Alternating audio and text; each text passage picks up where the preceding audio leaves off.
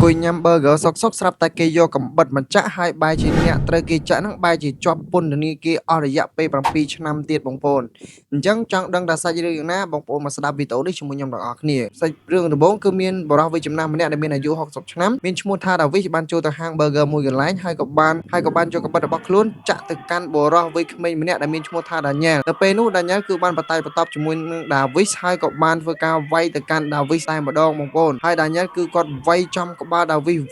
វាយយកតែម្ដងបងប្អូនហើយពេលនោះបុគ្គលិកហាង burger ហ្នឹងក៏បានធ្វើការចេញមកជួយដាញ៉ែលហើយចាប់ដៃដាវីសដកកាំបិតចេញពីដៃដាវីសតែម្ដងបងប្អូនហើយពេលនោះដាញ៉ែលក៏បាន call ទៅកាន់ប៉ូលីសហើយប្រាប់រឿងរ៉ាវឲ្យប៉ូលីសមកចាប់ដាវីសយកទៅកាន់ប៉ុស្តិ៍ប៉ូលីសអញ្ចឹងណាបងប្អូនដល់ពេលនោះដែរប៉ូលីសក៏បានមកដល់ហើយក៏បានយកដាវីសហើយនឹងដាញ៉ែលហ្នឹងទៅកាន់ប៉ុស្តិ៍ប៉ូលីសដើម្បីសាកសួរហើយបន្តមកទៀតប៉ូលីសក៏បានសួរចម្លើយទៅកាន់ដាញ៉ែលតាមមានរឿងអ្វីកើតឡើងអញ្ចឹងណាដាញ៉ែលក៏បានរៀបរាប់ទៅតាមអ្វីដែលគាត់បានជួបគឺនៅពេលនោះគាត់បានអង្គុយញ៉ាំ burger សុកៗស្រាប់តែបរិសុទ្ធវ័យចំណាស់ដែលមានអាយុ60ឆ្នាំនេះមានឈ្មោះថាដាវីសនេះក៏បានយកកាំបិតមកចាក់ខ្លួនចំទ្រូងខាងឆ្វេងពេញមួយទំហឹងតែម្ដងពេលនោះដោយសារតែដាញ៉ែលហ្នឹងគាត់បានពាក់អាវក្រោះការពារដៃអញ្ចឹងណាដើម្បីការពារក្រក់កំភ្លើងអញ្ចឹងហ៎ពេលអញ្ចឹងកាំបិតដែលដាវីសបានយកទៅចាក់ហ្នឹងគឺចាក់អត់មុតអត់ធ្លុះទៅដល់សាច់របស់ដាញ៉ែលនោះទេអញ្ចឹងហើយធ្វើឲ្យដាញ៉ែលហ្នឹងអត់មានបញ្ហាអ្វីកើតឡើងនោះទេក៏ប៉ុន្តែនៅពេលនោះដាញ៉ែលគឺគាត់ភ័យពេកអញ្ចឹងហើយគាត់ក៏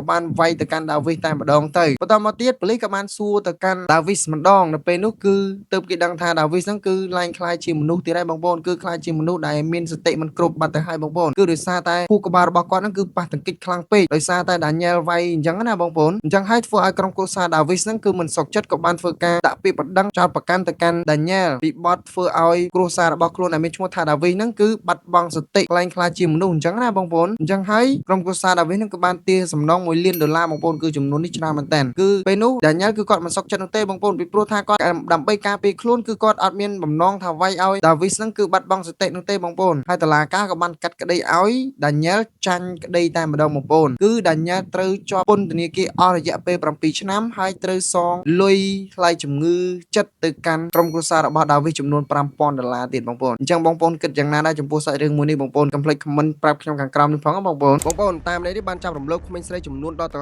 50នាក់បងប្អូនគឺជាចំនួនមួយដែលច្រើនមែនតើបងប្អូនអញ្ចឹងរឿងនេះគឺកើតឡើងនៅក្នុងប្រទេសឥណ្ឌូនេស៊ីដែលតាមអ្នកហ្នឹងគឺមានឈ្មោះថា Khai Asari ដែលមានអាយុ50ឆ្នាំគឺជាស្ថាបនិកនៃសាលាសាសនាអ៊ីស្លាមនឹងតែម្ដងបងប្អូនហើយករណីនៃការចាប់រំលោភរបស់គាត់ហ្នឹងគឺគាត់តែងតែលួងលោមក្មេងស្រីចូលទៅក្នុងបន្ទប់របស់គាត់ហើយធ្វើការប្រតិបត្តិការយកតែម្ដងបងប្អូនហើយករណីរំលោភរបស់គាត់ហ្នឹងគឺគាត់តែងតែប្រើដៃប្រើមាត់អូជា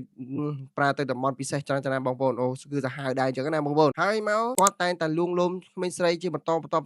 ហើយករណីលួងលោមក្មេងស្រីយកទៅរំលោភនេះគឺគាត់តែងតែនិយាយថានេះគឺជាគោលការណ៍នៃសាលាសាសនាអ៊ីស្លាមអញ្ចឹងណាបើសិនបើមិនធ្វើអញ្ចឹងទេគឺខុសគោលការណ៍ឬក៏ខុសវិន័យសាលាអញ្ចឹងគឺអត់បានទេអាចនឹងមានទោសអញ្ចឹងណាអញ្ចឹងហើយទើបធ្វើឲ្យគាត់នឹងអាចចាប់រំលោភក្មេងស្រីបានជាហូរហែតែម្ដងបងប្អូនហើយករណីចាប់រំលោភរបស់គាត់នេះគឺមិនមែនរំលោភតែមួយកន្លែងទេបងប្អូនដោយសារតែសាលាសាសនាអ៊ីស្លាមហ្នឹងគឺមានច្រើនកន្លែងអញ្ចឹងគាត់ជាអ្នកគ្រប់គ្រងផងជាស្ថាបនិកផងគឺគាត់ទៅដល់កន្លែងណាគឺគាត់តែងតែលួងលោមក្មេងស្រីហ្នឹងយកមករំលោភតែម្ដងបងប្អូនអូ my god ល្មោបការមែនតើណាតានេះចាស់ហើយហ្នឹងហើយគឺសាហាវមែនតើបងប្អូនហើយករណីលំលោភនេះគឺរំលោភរហូតទៅដល់ចំនួនមនុស្ស50នាក់បងប្អូនគឺសុទ្ធតែក្មេងស្រីតែម្ដងបងប្អូនគឺមិនធម្មតាទេតាមអ្នកនេះបងប្អូនរហូតដល់មានករណីបែកធ្លាយទៅដល់អាណាព្យាបាលរបស់ក្មេងស្រីអញ្ចឹងណាក៏អាណាព្យាបាលរបស់ក្មេងស្រីហ្នឹងបានប្តឹងទៅសមត្ថកិច្ចបងប្អូនហើយសមត្ថកិច្ចក៏បានធ្វើការតាមឃាត់ខ្លួនហើយនឹងក៏ហៅគាត់ឡើងទៅតុលាការដែរអញ្ចឹងណាបងប្អូនប៉ុន្តែគាត់មិនទៅទេបងប្អូនគឺតែងតែរត់គេចខ្លួនអញ្ចឹងណាបងប្អូនហើយរហូតដល់គេតាមចាប់គាត់បាននៅថ្ងៃទី7 ខែឧសភាឆ្នាំ2026នេះតែម្ដងបងប្អូនអញ្ចឹងតុលាការក៏បានចាប់គាត់យកទៅធ្វើការកាត់ក្តីនឹងសួរនាំគាត់បន្ថែមទៀតអញ្ចឹងណាហើយគេកំពុងតែធ្វើការកាត់ក្តីពីព្រោះថាគេសង្ស័យមិនមែនតែ